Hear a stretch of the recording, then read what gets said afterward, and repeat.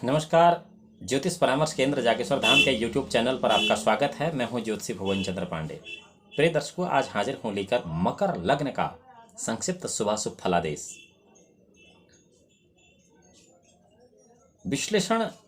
मकर लग्न का इससे पहले धनु, वृश्चिक, तुला, कन्या, सिंह, कर्क, मिथुन, वृष, मेष इन सभी लग्नों का संक्षिप्त विश्लेषण मैंने किया है।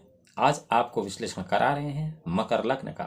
यदि आपका मकर लग्न है या किसी जातक की कुंडली का मकर लग्न है तो उसकी कुंडली में कौन से ग्रह क्या फलाफल दे सकते हैं, यह मुख्य बिंदु मैं आपको बता रहा हूं। लेकिन इतना ध्यान रहे, जिस जातक के साथ यह घटना घटित नहीं हो रही है, अर्थात यह फलाफल सटीक नहीं बैठ रहा है, उसे चिंता करने की ज़रूरत नहीं है, क्योंकि यह जरूरी नहीं है कि जिस प्रकार की ग्रह स्थिति मैं यहाँ बता रहा हूँ ऐसी ग्रह स्थिति आपकी भी होगी। हो सकता है आपका मकर लग्न हो या एकाधा ग्रह ऐसी स्थिति में हो जैसा कि यहाँ बताया जाए। यदि आपको अपने बारे में जानना है तो अपनी व्यक्तिगत कुंडली का विश्लेषण करवाना होगा। यदि आप चाहें तो ज्योतिष परामर्श केंद्र के यूट्यूब चैनल पर आप कॉमेंट बॉक्स में अपना विश्लेषण करवा सकते हैं, जो कि बिल्कुल निःशुल्क है। आपके लिए ही नहीं बल्कि ज्योतिष परामर्श केंद्र में किसी भी प्रकार का परामर्श शुल्क नहीं है। और यदि आप नहीं चाहते कि यहाँ कराएं, किसी अन्य ज्योतिषी विद्वान से आप अपनी कुंडली का विश्लेषण करा सकते हैं और अपना शुभाशुभ फल प्राप्त कर सकते हैं संबंधित उपाय करके। धनु लग्न की कुंडली में जिन जातकों को अच्छे ग्रह होने के बावजूद उसके शुभ फल नहीं मिलते हैं, उन्हें क्या उपाय करना चाहिए जिससे शुभ फलों की प्राप्ति हो, वो भी वीडियो के अंत में आपको बताऊंगा। और यदि आप चाहते हैं कि आपको केवल उपाय देखना, आप वीडियो नहीं देखना चाहते, तो इसी वीडियो को स्किप करके आप अंत में उपाय देख सकते हैं, और अन्यथा आप पूरी वीडियो देख लीजिए और आपको पता लगेगा कि यह धनु लग्न का क्या शुभाशुभ फल ग्रह देते हैं। और आप इस चैनल को सब्सक्राइब करके बेल बटन दबा के इस अनमोल ज्ञान को कभी भी स्वतः अपने मोबाइल पर घर बैठे प्राप्त कर सकते हैं। चलते हैं धनु लग्न के मकर लग्न के शुभाशुभ विश्लेषण पर। मकर लग्न राशि चक्र की 10वीं राशि है। मकर मृग, मृगास्थ, मकर, नक्र नाम से इसको जाना जाता है। काल पुरुष के शरीर में इसका वासस्थान दोनों घुटनों में है और इसका स्वरूप जो है मृग के समान है। ये मृग के समान इसका मुंह है और इसका निवास स्थान जो है किसका, मकर राशि का, नदी में है। मकर राशि का निवास स्थान नदी में है, न कि आपके मकर लग्न का। यह सम राशि है, स्त्री तत्व प्रधान राशि है और दक्षिण दिशा की यह स्वामिनी है। मकर राशि सौम्य स्वभाव वाली है और चर संज्ञक है। चर स्थिर स्वभाव के बारे में आपने पहले ही जान लिया वीडियो में। जिन जातकों ने नहीं जाना है वो वीडियो को सब्सक्राइब, लाइक, बेल बटन दबाकर आप देख स्वभाव हैं कि चर स्थिर और द्विस्वभाव राशियां क्या है। यह पिछली वीडियो में मैंने आपको अच्छी तरह बताया है। तो यह चर संज्ञक है और पृष्ठोदय होने के साथ साथ पृष्ठोदय यहाँ एक बार फिर आ गया है पृष्ठोदय, इसलिए आपको जो है इन शब्दों को समझने के लिए भी थोड़ा ध्यान लगाना चाहिए कि पृष्ठोदय क्या है। पृष्ठ में उदय होने वाली है, रात्रि बली है, अर्थात बाद में पृष्ठोदय, यानी कि मकर लग्न अंतिम अंशों में उदयी माना जाता है। मकर लग्न तब मजबूत होता है जबकि वो अंत के अंशों में हो। यह ज्योतिष गणना का विषय है, न कि यहाँ पर फल का, तो इसलिए फल कथन में हम इस तरफ नहीं जा रहे हैं। रात्रि बली है, जलचर राशि है और इसका पूर्वार्ध चतुष्पद है और दशम भाव में धनु लग्न की तरह ये भी बली है। धनु लग्न भी दशम भाव में बली था, तो मकर लग्न भी दशम भाव में बली होता है। क्या मकर राशि, मकर लग्न में मकर राशि, मकर लग्न में मकर राशि कहाँ से आएगी? मकर लग्न में मकर राशि आएगी यदि चंद्रमा मकर राशि में ही होगा तो मकर लग्न और मकर राशि दोनों आएंगी। लेकिन मकर राशि को अगर अलग छोड़ दें नैसर्गिक, तो यह दशम भाव में बली मानी गई है, न कि लग्न में। लग्न में मकर राशि बली नहीं मानी गई है, अर्थात मकर लग्न लग्न बली नहीं होता है। इसका शूद्र वर्ण है, धातु संज्ञा अपराह्न बधिर, अपराह्न में यह कान नहीं सुनती है। इस राशि का पीत श्वेत युक्त वर्ण है, यानी कि पीला और सफेद इसका रंग है, और जिसका स्वामी जो है आपको पता है सूर्यपुत्र शनि है और मंगल इसमें उच्च का होता है तथा गुरु नीच राशि का होता है। ये एक विशेष राशि है, मंगल इसमें उच्च का हो जाता है और गुरु इसमें नीच राशि का हो जाता है। ये इस राशि की विशेषता है। अब इसके मुख्य बिंदुओं पर आते हैं। इसका मुख्य बिंदु यह है कि सूर्य इस लग्न में कारक होता है अष्टमेश होता है। और लेकिन मकर लग्न में सूर्य न तो शुभ हो फल देता है न ही अशुभ फल देता है। एक हिसाब से मकर लग्न में सूर्य निष्क्रिय ग्रह है, यह आपको जान लेना चाहिए। यदि मकर लग्न है, सूर्य उच्च का भी है, और कोई आदमी बोले कि हमारा दशम भाव में सूर्य है, हमारा न तो राजयोग है, नहीं हमारी सरकारी नौकरी है, नहीं हम किसी अच्छे शुभ प्रभाव से इसका आनंद ले पा रहे हैं, तो ऐसा क्या है? इसका एक ही कारण है, मकर लग्न है। मकर लग्न में सूर्य कोई फल दे ही नहीं रहा है, नहीं इसमें शुभ फल देता है न अशुभ फल देता है, क्योंकि यह मकर लग्न है। चंद्रमा इसका कारक है इस लग्न में, और यह सप्तमेश भी है। मंगल जो है अकारक है इस कुंडली में, मकर लग्न की कुंडली में चतुर्थेश और लाभेश है। उसके बाद है बुध, बुध जो है अकारक है, षष्ठीश है, लाभेश है और भाग्येश है। गुरु मकर लग्न की कुंडली में पूर्ण रूप से अकारक है सूर्य की तरह। अब एक तरफ सूर्य अकारक था, एक तरफ बृहस्पति अकारक हो गया है। पराक्रमेश है, व्ययेश है, परंतु अकारक है, कोई कारक नहीं है। शुक्र इस कुंडली में, मकर लग्न की कुंडली में शुक्र जो है पूर्ण कारक होता है, पंचमेश भी होता है, राज्येश भी होता है।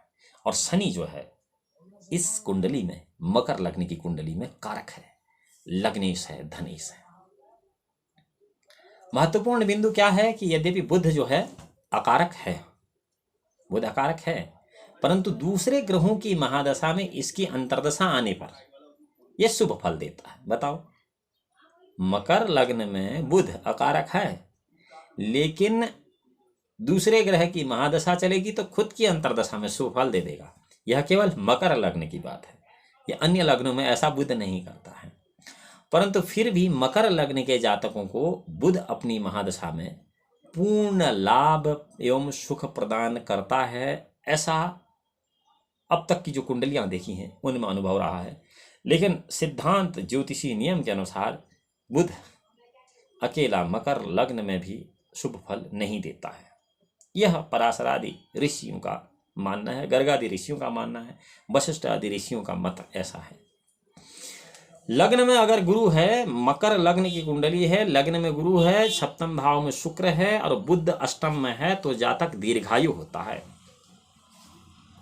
देखिए क्या नियम है, लग्न में अगर बृहस्पति है, लग्न में बृहस्पति मकर राशि का क्या हो जाएगा? मकर राशि गुरु की नीच राशि है, लग्न में बृहस्पति है, सप्तम भाव में शुक्र है, सप्तम भाव में शुक्र महर्षि भृगु के अनुसार अरिष्टकर होता है, ये भी एक बात है। और शुक्र बुध अष्टम भाव में है, तो ऐसी स्थिति में आदमी की उम्र तो बहुत ज्यादा हो जाती है, परंतु ये तीनों ग्रह उस व्यक्ति को दर दर भटकने वाला बना देते हैं।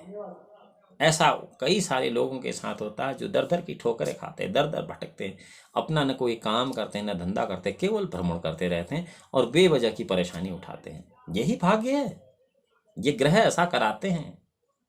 देव दानव गंधर्वा यक्ष राक्षस किन्नरा पीड़यन्ते ग्रह पीड़ा किं पुनर्भि मानवा शनैश्चरण सौदासो नरमान संग नियोजित राहुणांग पीड़ितो राजा नलो भ्रांतो महितलो अंगाकार विरोधेन राम राष्ट्र निरोधित और रविनाम सप्तन रावणों विनपातित। अर्थात ग्रहों ने किसी को नहीं बख्शा, मनुष्य की यहाँ कोई गिनती नहीं है। तो ऐसी ग्रह स्थिति आदमी को दर दर भटकाने वाली हो जाती है, क्योंकि मकर राशि गुरु की नीच राशि है, लग्नेश है, तो लग्न को कभी भी वो ठीक शुभ फल प्राप्त नहीं करा रही है। शनि दशम भाव में है, अगर मकर लग्न की कुंडली है तो यहाँ पर पत्नी बहुत दीर्घायु होती है, पर वह स्वयं वो व्यक्ति, ये किसकी बात हो रही है? ये स्त्री जातकों की भी हो सकती है और पुरुष जातक की भी हो सकती है। अनुमान आपको अपनी कुंडली में लगाना है। यदि आपका मकर लग्न और शनि दशम भाव में है, ये अगर स्त्री जातक की, तो फिर पति की दीर्घायु होगी, पति की आयु बहुत लंबी होगी। और यह किसी पुरुष जातक की कुंडली है, मकर लग्न है और दशम भाव में आपका शनि है, तो फिर पत्नी दीर्घायु होगी। पर यहाँ पर यह क्या है कि यह आदमी मृदुता का लबादा ओढ़े हुए रहता है बाहर से, परंतु अत्यंत कर्कश व्यक्ति होता है अंदर से। यह है मकर लग्न में शनि के दशम भाव के कुछ महत्वपूर्ण नियम। और गुरु जितना कमजोर होगा, जितना पाप आक्रांत होगा, जितना अस्त होगा, जितना भी कमजोर होगा गुरु, उतना ही वह जातक को शुभ और श्रेष्ठ फल देगा। यहाँ पर गुरु को न तो बली होना चाहिए, नहीं उच्च का होना चाहिए, नहीं शुभ ग्रहों से युक्त होना चाहिए। अस्त रहे, पापक्रांत रहे, पापयुक्त रहे, निर्बल कमजोर रहे तो गुरु शुभ फल प्राप्त करा सकता है। यह मकर लग्न की कुंडली के जातकों के लिए यह बिंदु है। नवम भावस्थ गुरु व्यक्ति को साधु बना देता है। मकर लग्न की कुंडली में नवम भाव में गुरु उस जातक को साधु बना देता है, यदि वह स्त्री जातक है तो भी, यदि वह पुरुष जातक है तो भी, यदि वह थर्ड जेंडर है तो भी। जितने भी मठाधीश हैं, जितने भी योगी हैं, योगियों का अर्थ यहां पर उससे नहीं है जो लंबी दाढ़ी, लंबे बाल, कमंडल और चादर 10-11 माला लेके घूम रहा है। ये सब पाखंड है। योगी उसे कहते हैं जो कायिक, वाचिक और मानसिक तीनों प्रकार से अपने सभी इंद्रियों को संयम में करके लोभ, मोह, मद, सुख, दुख से परे है, वह योगी कहलाता है। उन योगियों की हम बात कर रहे हैं। ऐसा योगी, वैसे तो मेरा एक दोस्त भी, उसका नाम भी योगी भट्ट है, ऐसा योगी बना देता है कि वह बहुत सात्विक बन जाता है। मकर लग्न की कुंडली में नवम भाव में अत्यंत योगिक गुणों से परिपूर्ण व्यक्ति, कायिक, वाचिक और मानसिक तीनों रूपों से वह इन सभी पाप, लोभ, मोह, इन सब अवगुणों को छोड़कर कहीं हमारे आपस में, संसार में ही अपना जीवन बरत रहा होता है। ऐसा व्यक्तित्व बना देता है गुरु नवम भाव में मकर लग्न की कुंडली में। साधु सन्यासियों के साथ वह तीर्थ यात्राएं करता है। मंगल अगर लग्न में है तो भूमि संबंधित कार्यों में उसे विशेष लाभ रहता है, जिसका मकर लग्न होता है। और उसकी मां, जिस व्यक्ति की, वह स्त्री जातक हो या पुरुष जातक हो, जिसका मंगल लग्न में है मकर राशि का, उसकी मां भी दीर्घायु होती है और उसका स्वभाव अत्यंत क्रोधी होता है। मंगल मकर लग्न में होने से रुचक नाम का पंच महापुरुष योग बनाता है। हालांकि यह राजनीति में ज्यादा सफलता नहीं देता है। राजनीति में सफलता देने के लिए इस रुचक योग को चतुर्थ या दशम भाव में होना अत्यंत आवश्यक है। फिर भी राजनीति में यह रुचक नाम का पंच महापुरुष योग मिले जुले फल तो प्रदान करता है, अर्थात सामान्य राजनीति यह चला लेता है। पंचम भाव में अगर चंद्रमा है, नवम भाव में अगर गुरु है, लग्न में बुध शुक्र है, यह बात है मकर लग्न की कि पंचम भाव में चंद्रमा है, नवम भाव में गुरु है और सप्तम भाव में बुध शुक्र है, तो व्यक्ति जो है उच्च प्रशासनाधिकारी होता है, प्रशासनिक अधिकारी होता है। उच्च प्रशासनिक अधिकारी, इसको आप IAS, IPS, PCS, IRS, IFS इस तरह से भी ले सकते हैं। और उच्च प्रशासनिक अधिकारी अलग अलग जगहों पर, अलग अलग विभागों में हो सकते हैं। यह अलग विषय है कि किस विभाग में होगा, वो व्यक्तिगत कुंडली की गणना करके देखा जा सकता है। लेकिन पंचम भाव में चंद्रमा है, नवम भाव में गुरु है और लग्न या सप्तम में बुध शुक्र है, तो व्यक्ति उच्च प्रशासनिक अधिकारी होता है। यह योग प्रबल राजयोगों में से एक योग है। ऐसी स्थिति में व्यक्ति उच्च राजनीतिज्ञ भी होता है। राजनीतिज्ञ होता, बहुत बेहतर राजनीतिज्ञ होता, उच्च राजनीति का योग भी कहते हैं कि राजनीतिक योग है। मकर लग्न की कुंडली में बुध शुक्र अगर तीसरे भाव में है तो व्यक्ति साहसी होता है, बहुत ज्यादा हिम्मत वाला होता है। यदि शुक्र और बुध तीसरे भाव में हो और चौथे भाव में राहु हो तो व्यक्ति राजनीति में दक्ष और चतुर होता है। बड़े बड़े राजनीतिज्ञों की एक कुंडली का ये है, क्योंकि यहाँ पर तीन चीजें हैं। एक तो मकर लग्न है, रुचक नाम का पंच महापुरुष योग है, और दूसरा शुक्र और बुध तीसरे भाव में है। शुक्र और बुध के लिए तीसरा भाव अत्यंत शुभ फलदायी है। क्यों? क्योंकि अगर मकर लग्न है, तीसरे भाव में एक मालव्य नाम का पंच महापुरुष योग दोबारा बनेगा, अर्थात यहाँ पर 2 पंच महापुरुष योग बनेंगे। और वहाँ तीसरे भाव में हमेशा त्रिक जो तृषणायेश होता है उसमें पाप ग्रह बड़ा अच्छा फल देता है, तो बुध नीच का होने से वहाँ शुभ फल देने लगेगा। तो कैसा कॉम्बिनेशन है देखिए कि बुध और शुक्र तीसरे भाव में होंगे तो बुध शुक्र तो अपने आप मालव्य योग बनाएगा, लग्न में रुचक योग बन रहा होगा, और बुध पाप ग्रह होकर तीसरे भाव को शुभ फल दे रहा होगा। और इसी स्थिति में अगर चौथे भाव में राहु आ गया तो ऐसा व्यक्ति राजनीति में अत्यंत दक्ष, 20-25 साल तक सांसद या जो विधायक जो लोग रहते हैं उनकी कुंडली में ये योग होता है, और ये राजनीति में दक्ष और अत्यंत चतुर लोग होते हैं, विद्वान नहीं चतुर। आपको यह भी ध्यान रखना होगा, चतुर में और विद्वान में फर्क है। चतुरता स्वयं के काम आती है, विद्वता समाज के काम आती है। अब यदि बुध और शुक्र तीसरे भाव में है, ये तो हमने आपको बता दिया। अब यह है कि शुक्र अगर अकेला नवम भाव में है, शुक्र अगर अकेला नवम भाव में है तो व्यक्ति का धन, उसकी औलाद चौपट कर देती है। शुक्र अगर अकेला नवम भाव में है तो उसका कमाया हुआ, उसका उपार्जित धन उसकी औलाद उसको उड़ा देती है, खत्म कर देती है, वो नहीं रहता उसके पास। यह ग्रह स्थिति का मुख्य असर है मकर लग्न के लिए। अगर लग्न में गुरु है, 11वें भाव में, एकादश भाव में मंगल शुक्र है, और गुरु की अगर महादशा चल रही है तो ऐसा जातक या ऐसी स्त्री जातक अपने भाइयों से ही धन प्राप्त कर लेता है, या भाई के धन को हड़पने में भी कंजूसी नहीं करता है। तो इसलिए यूँ कहा जा सकता है कि ग्रह स्थिति बड़ी बलवान होती है। बुध गुरु की युति हो, उस पर राहु शनि की दृष्टि हो, अर्थात मकर लग्न की कुंडली में कहीं पर बुध और गुरु हैं, ठीक उसके सप्तम भाव में शनि और राहु हैं, तो बड़ा भाई जो होता है उसकी उम्र कम होती है, वह चाहे स्त्री जातक हो चाहे पुरुष जातक हो, और ऐसा व्यक्ति जो है नौकरों के द्वारा बहुत प्रताड़ित होता है। ऐसे व्यक्ति को, ऐसे जातक को उसके नौकर ही परेशान कर देते हैं, बहुत मुश्किल में डाल देते हैं।